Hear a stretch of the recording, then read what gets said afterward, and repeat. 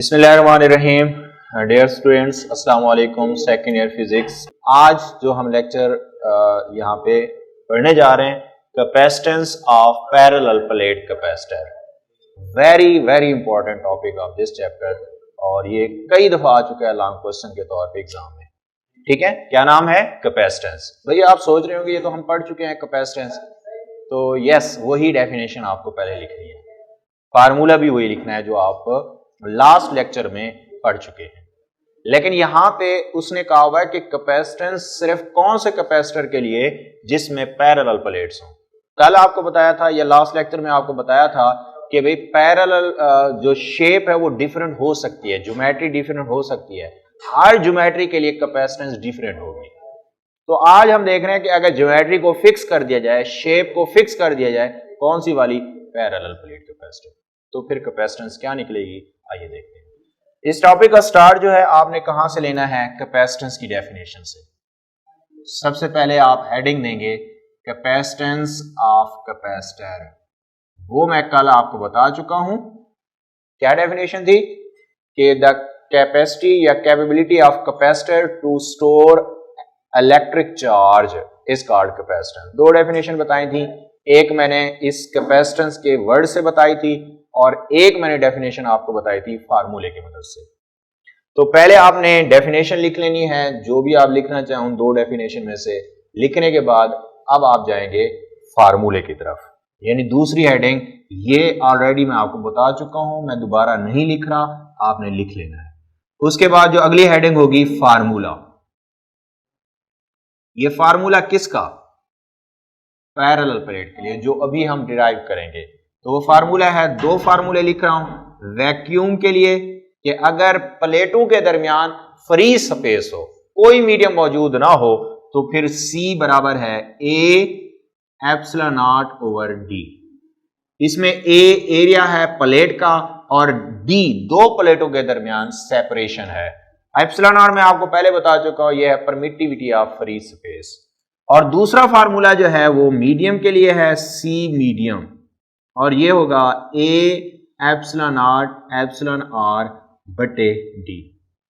Epsilon R के बारे में आपको पहले बता चुका हूं, रिलेटिव परमिटिविटी या डाई इलेक्ट्रिक कांस्टेंट कहा जाता है। इसकी कीमत हमेशा एक से ज्यादा होती है और इसका कोई यूनिट नहीं। ये आपको फर्स्ट लेक्चर में आपको समझा चुका हूं।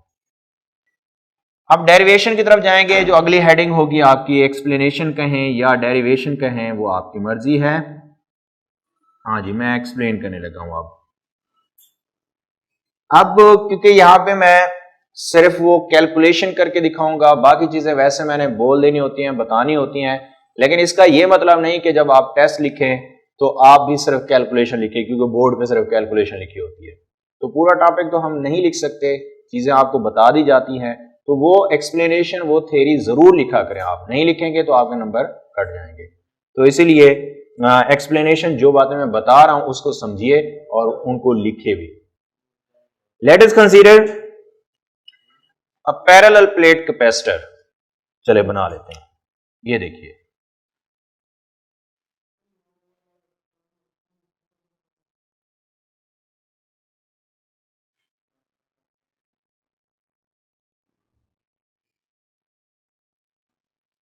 हाँ जी, पैरेलल प्लेट कैपेसिटर है जिनके दरमियान सेपरेशन, फासला, फर्ज करें कितना है? D। फासला कितना है? D है। और हर प्लेट का एरिया एक जैसा है, A। इसका एरिया भी A, इसका एरिया भी क्या होगा? A होगा। अब मैं एक प्लेट को बैटरी के कौन से, कल बताया था, हाई पोटेंशियल पॉजिटिव के साथ, और एक प्लेट को बैटरी के नेगेटिव लो पोटेंशियल के साथ जोड़ दिया। जैसे ही मैंने इसको बैटरी के साथ जोड़ना है, कल समझाया था कि एक plate which is connected to the positive terminal, उस पे स्टोर हो जाएंगे पॉजिटिव चार्ज, और जिसको नेगेटिव के साथ कनेक्ट किया है उस पे कौन से चार्ज आ जाएंगे? नेगेटिव। जिसकी वजह से electric field lines from positive to negative जो है वो पैदा होंगी, यानी E। अब क्योंकि एक प्लेट हाई पोटेंशियल पे है, एक लो पोटेंशियल पे है, दोनों प्लेटों के दरमियान पोटेंशियल डिफरेंस होगा V। कितना होगा? V होगा। तो ये एक्सप्लेनेशन आपने देनी है जिसमें सारी चीजें आपने बतानी है कि A क्या है, D क्या है, E क्या है, V क्या है, तो ये चीजें, और Q क्या है, चार्ज ऑन आइदर प्लेट। चलें भी कैलकुलेशन अब स्टार्ट करते हैं। एज वी नो दैट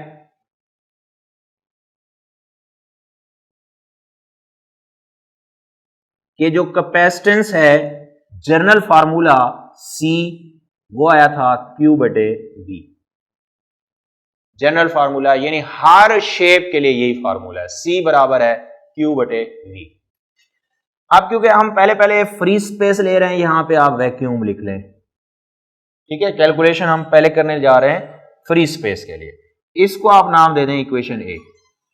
यानी जो फार्मूला ऑलरेडी हमने पढ़ा हुआ है तो हमारी कैलकुलेशन वहीं से शुरू होनी चाहिए। C बराबर है Q बटे V। अब इस फार्मूले को आगे बढ़ाने के लिए जाहिर है हमें दो चीजें चाहिए, हमें Q की वैल्यू चाहिए, हमें V की वैल्यू चाहिए। तो आइए सबसे पहले Q मालूम कर लेते हैं, ठीक है। आप चाहें तो छोटी सी हेडिंग भी बना सकते हैं, डिटर्मिनेशन ऑफ चार्ज। चार्ज की वैल्यू, कौन सा चार्ज? जो स्टोर हुआ पड़ा है कैपेसिटर की प्लेटों पर। अब प्लेटों पर चार्ज, प्लेट का क्या होगा? सरफेस, यानी सरफेस पर चार्ज, सरफेस पर चार्ज मालूम करना है। आपको याद होगा जब हम ये कहते हैं कि इतनी जगह में इतनी चीज है, वो डेंसिटी के मीनिंग में आ जाती है। तो यहां भी हम कौन सा कंसेप्ट यूज करेंगे? डेंसिटी। कौन सी? लाइन वाली, सरफेस वाली या वॉल्यूम वाली? क्योंकि ये सरफेस है प्लेट का, सरफेस वाली डेंसिटी। किसके लिए? चार्ज के लिए। तो यहां आप कहेंगे surface charge density is equal to, हां जी क्या आया था? चार्ज बटे एरिया। जिसने पहला लेक्चर अगर नहीं सुना हुआ तो मैंने एग्जांपल दी थी कि मैस की डेंसिटी, मैस बटे वॉल्यूम, चार्ज की डेंसिटी चार्ज बटे, किस लिहाज से है? सरफेस, तो सरफेस का एरिया होता है चार्ज बटे एरिया। सरफेस चार्ज डेंसिटी को सिग्मा से जाहिर किया था, चार्ज को Q से, एरिया को A से जाहिर किया हुआ है हमारी इस वजाहत के अंदर। तो यहां से Q निकल आएगा, Q बराबर आ जाएगा, हां जी क्या आएगा? Sigma into A। This is equation 1। लो भाई, चार्ज हमने फाइंड आउट कर लिया। अब किसकी बारी है? दो प्लेटों के दरमियान पोटेंशियल डिफरेंस की। किसकी? दो प्लेटों के दरमियान पोटेंशियल डिफरेंस। आप चाहें तो लिख लें छोटी सी हेडिंग देकर। चले मैं लिख देता हूं यहां पे। पहले आपने लिखा डिटर्मिनेशन ऑफ चार्ज यानी Q। अब आप क्या लिखने जा रहे हैं? Determination of potential difference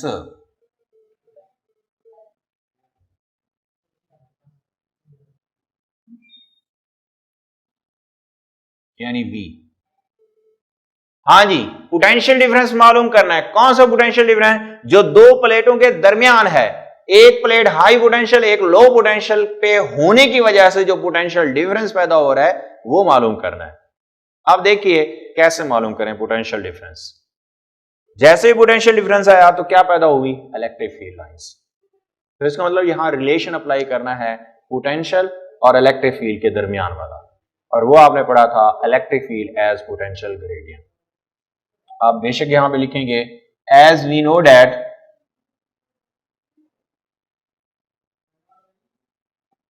electric field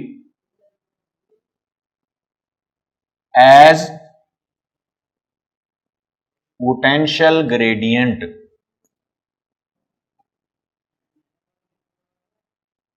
is given by E is equal to minus delta V over delta R। याद आया कुछ? E is equal to minus delta V over delta R। But here, लेकिन हमारी इस वजाहत में चलें electric field तो E हो गया, नफी की अलामत मैंने कहा डायरेक्शन के लिए होती है, तो हम कैलकुलेशन कर रहे हैं तो इसमें डायरेक्शन को इन्वॉल्व नहीं करेंगे, तो नफी ना लगाओ। उसके बाद बचा पोटेंशियल डिफरेंस यानी डेल्टा वी। तो यहां हमने डेल्टा वी नहीं क्या नाम दिया हुआ है, वी नाम दिया हुआ है, तो डेल्टा वी की जगह वी आ गया बटे डेल्टा आर।